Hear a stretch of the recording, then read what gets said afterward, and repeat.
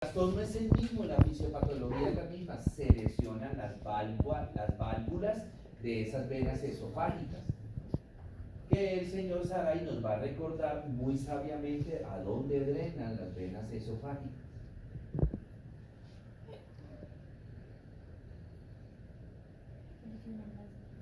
No me señale que yo no soy mudo. Estás pensando de manera descriptiva. Entonces, en todo el salón está las peñas, mire cómo todo el salón lo está mirando a la expectativa de tu respuesta. ¿Ah? Mire, lo está mirando hasta yo. Mire, Juliana también lo estaba mirando, Helen también. ¿Cómo, señor? Sí, que la presión del... No lo miren al niño, que la presión del salón lo hizo olvidar la información. Miren al tablero, niños, ya nadie lo está mirando. Yo también voy a mirar al tablero. Entonces, ¿a dónde drena la vena esofágica? ¿Señor? Y eso fue pregunta de ABP de Morfo.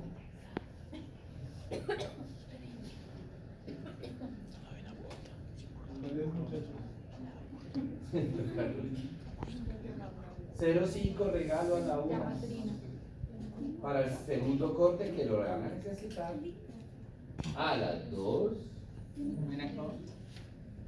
a la puerta a la copper no sé nada no sé.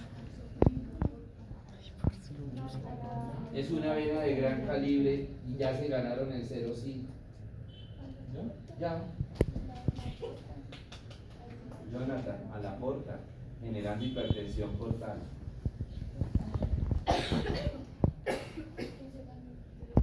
Entonces, ¿qué pasa con esas venas? Esas venas que están en la capa muscular del esófago se van a dilatar y se van a volver muy superficiales, como las venas a nivel del síndrome varicoso en extremidades inferiores. ¿Sí? ¿Por qué se van a dilatar? Bueno, primero que todo, pues ya nosotros vimos la fisiopatología de un síndrome varicoso, porque las válvulas de la vena esofágica se van a alterar. ¿Y qué ocasiona que se altere la válvula ahí? ¿Sí? Que se va a aumentar la presión hidrostática en las venas esofágicas, se van a aumentar. Y ese aumento de la presión hidrostática es el que me va lesionando la válvula. Y al lesionarse la válvula, entonces ya lo hemos sabido, entonces va a haber un choque de sangre, es una sangre que quiere bajar, otra sangre que se quiere devolver, y ese choque me genera una turbulencia que es la que también sigue lesionando la válvula y me ocasiona la dilatación de la vena esofágica, ¿sí? Y esas venas se vuelven muy superficiales, muy friables, se llama así, y fácilmente se pueden romper, generándome las hematemesis, los vómitos con sangre, o las melenas. ¿Qué son las melenas? Siempre en las hemorragias de vías digestivas, altas o bajas, hay una parte de la sangre, si es una hemorragia de vía digestiva alta, ¿sí? O sea, el estómago para arriba, se presenta principalmente ¿qué? Vómitos con sangre, hematemesis. Pero una parte del vómito con sangre el paciente se lo ¿qué? Se lo traga, ¿sí? Se lo traga el paciente, esa sangre. Entonces, esa sangre, pues va a seguir como cualquier órgano, cualquier cosa, va a seguir el camino digestivo. Entonces va a pasar del estómago al intestino delgado, intestino grueso. Y en ese camino que esa sangre va pasando por ahí, los glóbulos rojos se mueren, se necrosan. Y al necrosarse esos glóbulos rojos, pues la materia fecal se va a volver negra. Entonces las melenas son deposiciones negras debido a sangrados, ¿sí? Mire esas varices esofágicas. Mire esa vena cómo está dilatada, ¿sí? Por allá se ve que sigue el camino. La vena está tortuosa, está dilatada, ¿verdad? Esa se nota que sangró. Y este paciente, además de, o sea, fíjese que cómo tiene todas estas, mire, todos estos dilatados, estas venas, el paciente tiene muchísimo varices esofágicas, y además tiene otra cosa que vamos a ver ahorita, que es el síndrome de Mallory-Weiss. ¿Y qué es el síndrome de Mallory-Weiss? Se desgarra la mucosa. Se desgarra la mucosa. ¿Sí? Tal vez la fuerza que hace el paciente para vomitar y toser, entonces la mucosa, como está tan dilatada la mucosa del esófago se abre. Como por ejemplo, hagan en cuenta y perdónenme la analogía, como de pronto cuando se le quiebran a uno los labios acá, ¿sí? Más o menos sucede eso ahí, ¿sí? Simplemente que acá es una hiperkeratosis, allá no es hiperkeratosis. Mire ese sangrado de esas venas hacia de las 6 hasta las 9 hay 2 venas dilatadas que están sangrando, ¿sí?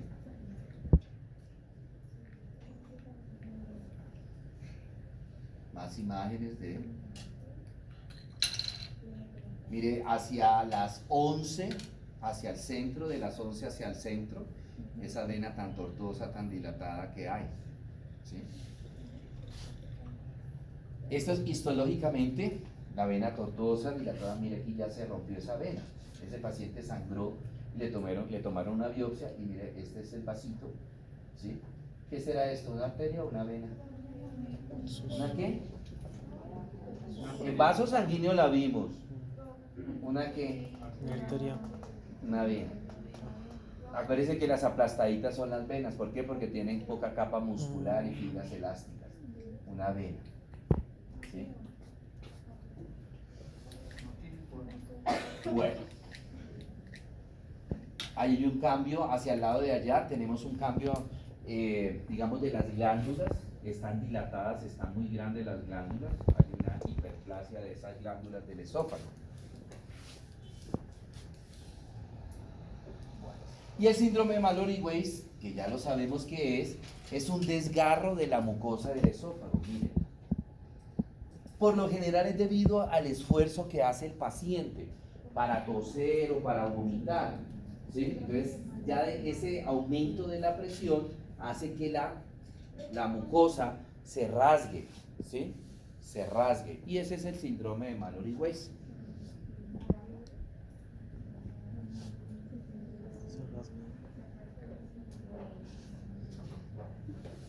Mire ese rasgado lineal de la mucosa y obviamente mire que sangró. Todos ustedes ven ahí ya residuos de sangrado y toda esa cuestión. Vaya, siéntese allá, mamita, que deja. Hoy no estoy así como para fiestas y festejos. Más con las notas que les voy a pasar ahorita. ¿Sí?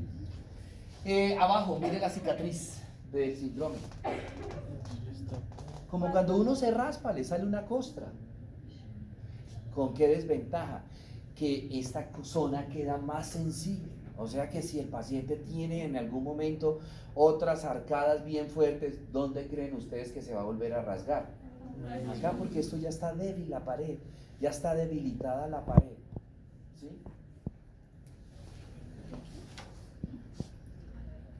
Bueno. Mire esta extensa, la costra.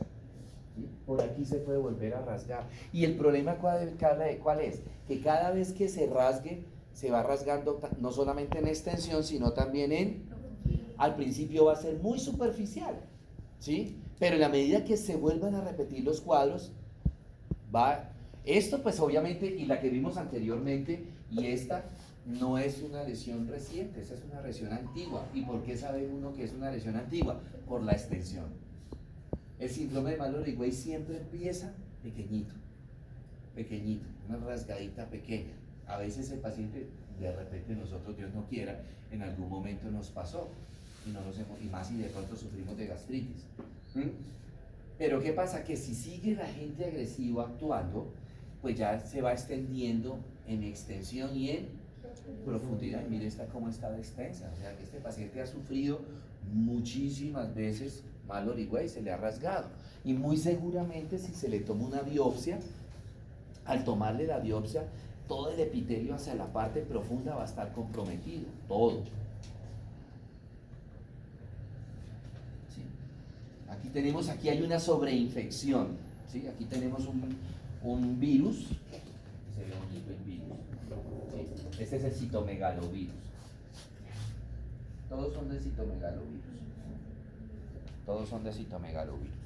Muy seguramente en este paciente, ese citomegalovirus fue el que le ocasionó la esofagitis y el síndrome de Mallory-Weiss.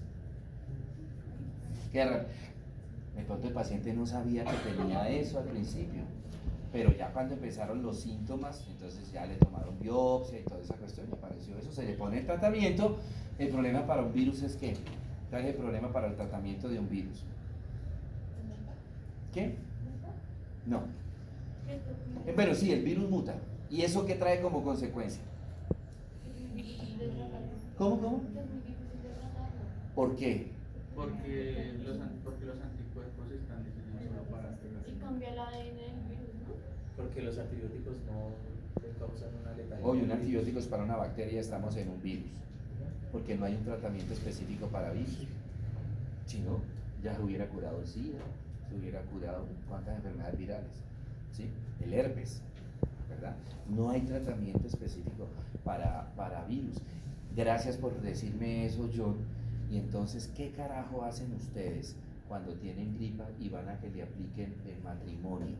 Y el matrimonio es diclofenaco con tobramicina o lincosamida, y la lincosamida es un antibiótico. Entonces, ¿qué hace el antibiótico ahí en el virus? El virus hace gárgaras con el antibiótico y lo único que genera es que resistencia. Bueno, muy bien. Preguntas.